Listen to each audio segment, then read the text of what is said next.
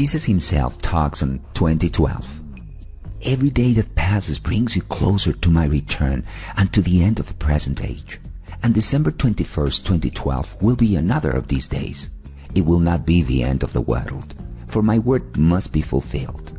First, the Holy Covenant must be made, the Antichrist must arise, the covenant must be broken, the mark of the beast must be instituted, and there must be a time of great tribulation such as the world has never seen before and will never see again, followed by Armageddon. All these things and more must come to pass before the end. You will continue to see signs of the times, but it is not the end of the world. In fact, the world will not end. It will endure. But my return at Armageddon will mark the end of one era and the beginning of another. It will end the era of man and will be not just the day of the Lord, but the beginning of the direct rule of the Lord and of my children as kings and queens and priests upon the earth. So you can rejoice, my dear ones, that you continue to draw nearer the end. But that will not be on December 21st, 2012. There is still much work ahead of you, much labor in my fields, but great harvests and great victories as well. In saying this, I don't mean that December 21st, 2012 has no significance. The sun and moon, planets and stars not only affect you physically, but they have significance in the spiritual as well. And I often use their alignments as signs of things to come. So this date will have some significance, although much depends on the decisions and actions of men. Bear in mind, however, that not everything that is significant is seen immediately, nor is everything that is seen significant. What may seem like great events can sometimes be the natural fulfillment of my laws, and what may seem like minor events can be the result of great movements in the spirit and can have far-reaching consequences. And speaking of the end of the world, remember too that it could come at any time for any man or woman.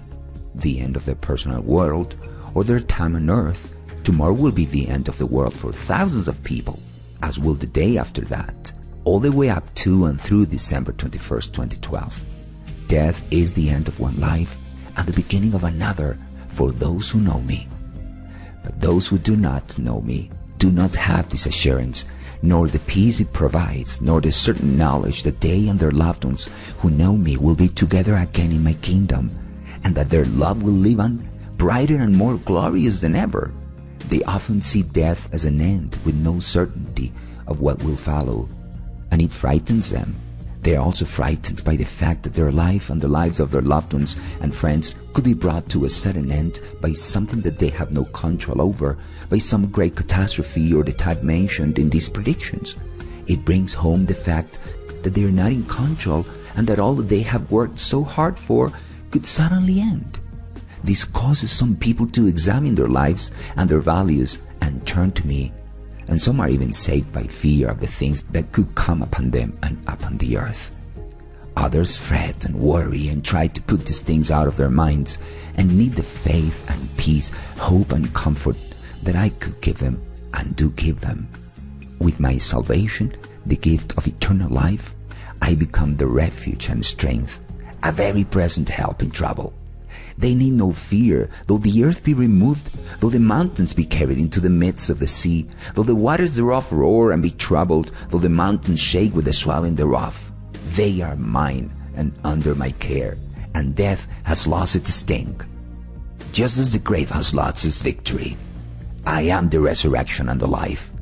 He that believeth in me, though he were dead, yet shall he live. So please, my dear ones, seek and save the lost, for the end could come for some at any time, and whether it comes soon or late, all need the love, hope, peace, faith, and comfort that I can give them as I dwell in their heart, never to depart. Nothing can separate them or you from the love of God, and no catastrophe can pluck them out of my hand. We will be together forever.